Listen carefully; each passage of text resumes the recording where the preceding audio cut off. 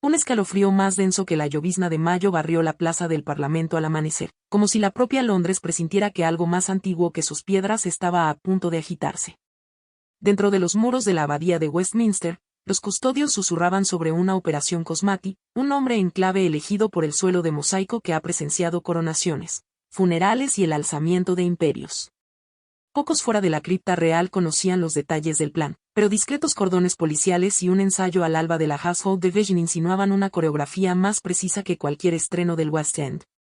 A las 9:45 una caravana de Range Rover verde oscuro se deslizó por la gran puerta oeste.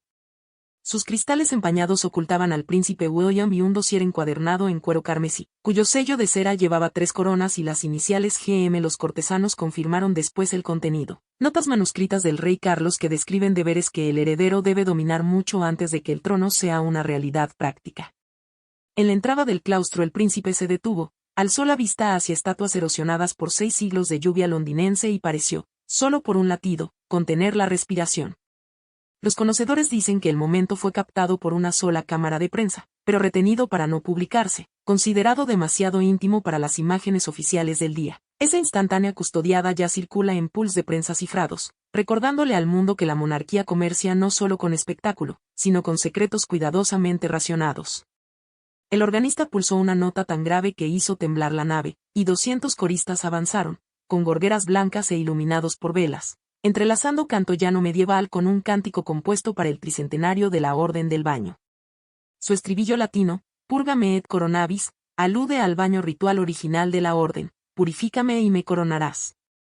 Mientras el himno crecía, los pasos del príncipe encontraron el pavimento Cosmati, donde aún se ve el daño de una bomba de la Segunda Guerra Mundial, piedra áspera bajo zapatos ceremoniales, cicatriz de la historia bajo el brillo de la pompa. A diferencia de la coronación de 1953 de Isabel II, ninguna grúa televisiva colgaba del triforio. En su lugar, cámaras 8K del tamaño de un lápiz se escondían tras misericordias talladas y transmitían a un servidor en la nube de 1 billón de píxeles en algún lugar de Kent. Espectadores de 5 continentes miraban sin latencia, inconscientes de la cláusula de contingencia en los informes técnicos del palacio, interrumpir la señal si se supera el umbral de evento con rehenes, incendio o alerta química. La seguridad reforzada no era vanidad. Los analistas habían detectado charlas inusuales en foros marginales tras el anuncio previo del palacio, publicaciones obsesionadas con la simbología de las 3 coronas y las conspiraciones de caballeros. Sin embargo, al final de la ceremonia el Mi-5 calificó el día de verde, quizá prueba de que la tradición aún puede dominar la disrupción moderna con pura gravedad. Cuando apareció el rey Carlos, murmullos recorrieron la nave como viento entre estandartes. Llevaba el manto de soberano de la orden, paño escarlata tan antiguo que la Real Escuela de Bordado sustituye su forro de seda cada 5 años. Los más atentos notaron una discreta alteración, una hoja de roble bordada, emblema ecológico personal de Carlos, cosida durante una prueba a medianoche 48 horas antes. El deán recitó en latín las letras patentes con un ritmo aprendido de cintas de maitines grabadas antes de que la mayoría de los presentes naciera. William se arrodilló no sobre terciopelo mullido sino sobre la piedra desnuda del coro, un gesto deliberado de humildad a petición suya. El arzobispo Belby bajó el collar enjollado sobre sus hombros. Los oculistas notarían que el príncipe parpadeó 3 veces, un indicio de gestión de adrenalina enseñado en Sandhurst. En ese segundo el consumo eléctrico de la abadía se disparó, los focos del fotógrafo estallaron a plena potencia, recortando a padre e hijo contra el dorado y la penumbra. Un disparo destinado a los periódicos de mañana captó el anillo de sello de Carlos rozando la muñeca de William, 1 centímetro de afecto en un océano de protocolo. Los analistas forenses de fotografía ampliarán luego ese punto de contacto, observando el escudo del anillo más gastado que en los retratos oficiales, testimonio de 5 décadas de uso continuo. 5 nuevos caballeros Gran Cruz se alinearon al oeste del altar mayor. Entre ellos, la mariscal del aire Sir Alexa Pinder, primera mujer de la RAF en comandar una fuerza aeroespacial conjunta, cruzó la mirada con William y articuló cuando quieras, sellando un pacto no oficial de que la modernización de la orden no puede esperar otra generación. Su espada de investidura llevaba micrograbadas coordenadas satelitales de la RAF Fallendales, símbolo de defensa más allá de las trincheras terrenales. Afuera, la llovizna se espesó hasta formar una cortina plateada, pero las multitudes mantuvieron su posición. Los policías montados llevaban auriculares ocultos, mientras sus caballos calzaban herraduras de titanio impresas en 3D, más ligeras, más silenciosas, Otro detalle omitido de los comunicados de prensa. Las salvas de artillería retumbaron desde Horse Guards, cada detonación reverberando en oficinas gubernamentales donde funcionarios hicieron pausas improvisadas para ver cómo la historia martilleaba el horizonte. Dentro, el ritual alcanzó su pulso ansioso, el juramento. La voz de William, normalmente firme, descendió un semitono en la frase servir con verdad, honor y fidelidad. Los técnicos de sonido aislaron después el temblor, bromeando que sería tendencia en el almohadilla royal rap de TikTok al caer la noche. En su lugar, el clip aterrizó en foros vintage juveniles junto a notas etimológicas que vinculaban fiduciario y fidelidad, un agujero lingüístico que ningún estratega del palacio había previsto.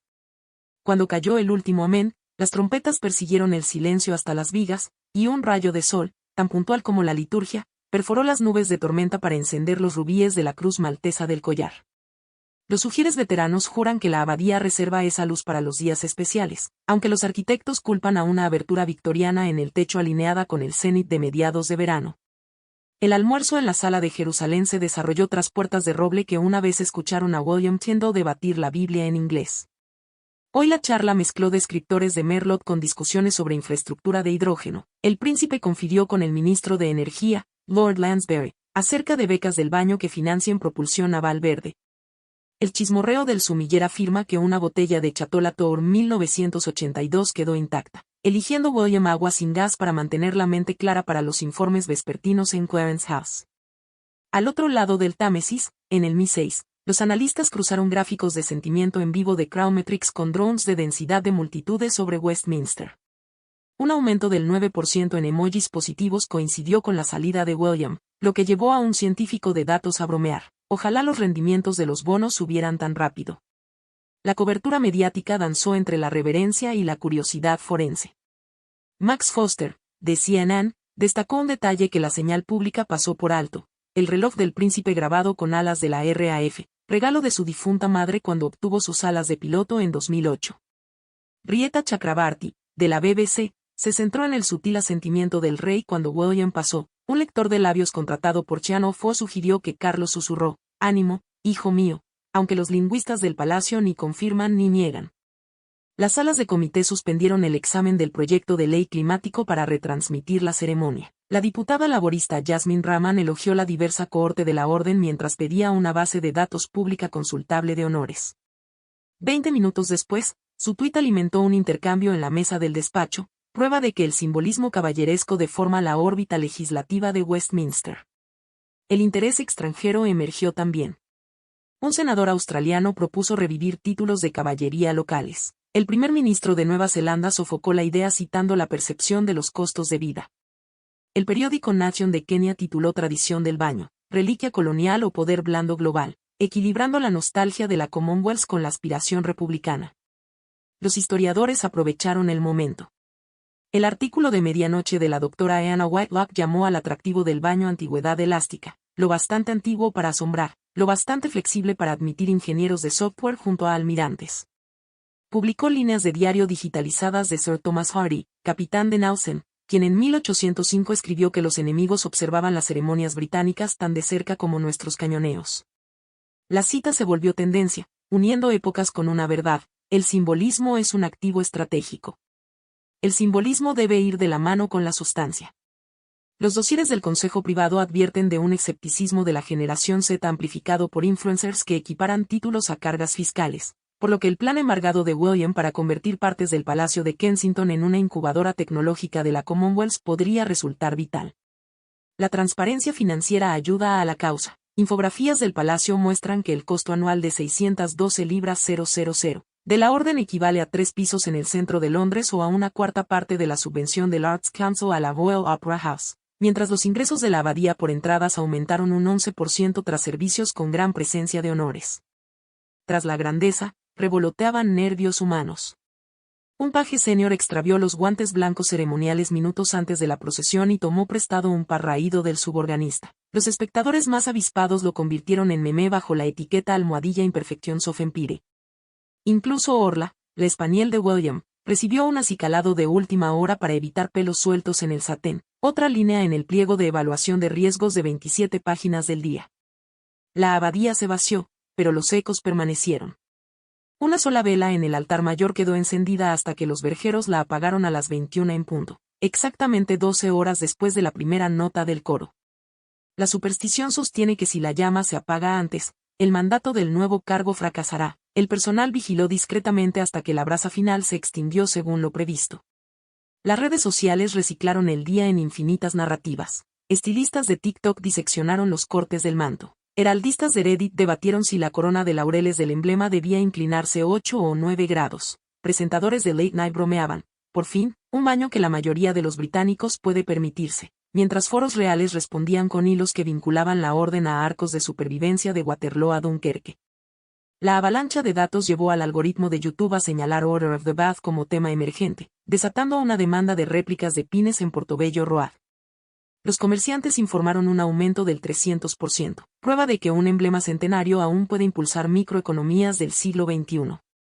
En los pasillos de la oficina del gabinete, las unidades de poder blando contabilizaron 112 titulares en español, 93 en mandarín y 46 en suajili. El sentimiento brasileño marcó un 76% positivo, impulsado por recuerdos de la gira de 1968 de la reina Isabel, mientras los medios franceses equilibraban la admiración con ingenio republicano.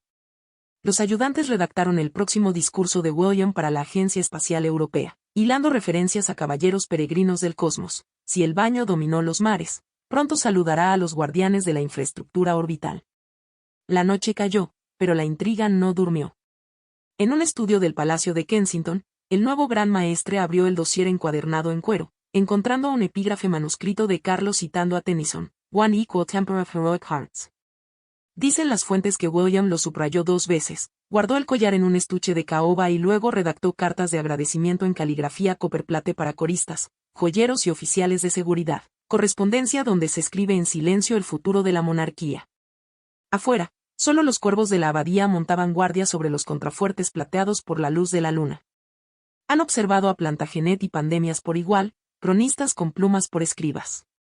Esta noche vieron una corona aún lejana asentarse de forma invisible sobre los hombros de un hombre joven, presenciada por ojos de piedra y sensores de fibra óptica, por creyentes y escépticos, por algoritmos y almas antiguas.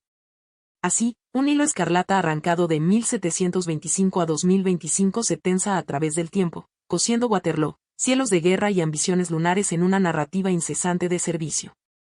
El camino hacia adelante reluce con peligros y esperanzas, un desfile por el cumpleaños neutral en carbono previsto para junio, una beca del baño destinada a financiar cifrado cuántico seguro, una coronación que volverá a convocar las campanas de la abadía para sacudir el Támesis.